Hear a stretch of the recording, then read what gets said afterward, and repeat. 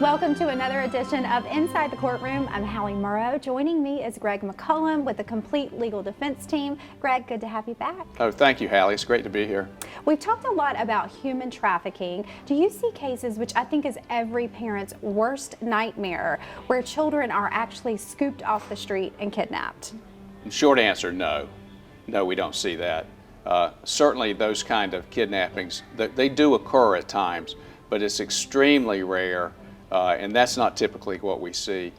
People think that, and when they think of human trafficking, they think of, innocent children being kidnapped, abducted, pulled into a van, taken to some undisclosed location, maybe whisked out of the country, and that sort of thing. That's not what we see at all. It's typically people who, met somebody, maybe it's a boyfriend, maybe it's an older boyfriend, and they go willingly. So it's still scary, and it's still very important that people be aware of it. But it's not a situation like you see in the movies where somebody, a van pulls up and they pull these innocent children into the van. Now, I'm not saying that doesn't happen, but that is extremely rare in my experience. That's not something that we typically see.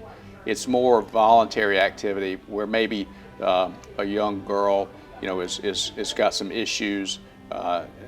She's attracted to drugs and alcohol and maybe, quote, really getting with the wrong crowd, and then that individual becomes abusive and starts controlling her to the point to where when she wants to get away, she really feels like she's unable to or doesn't have the resources, she doesn't have the money, and maybe that person's keeping her phone where she can't call. That's really more of what we see.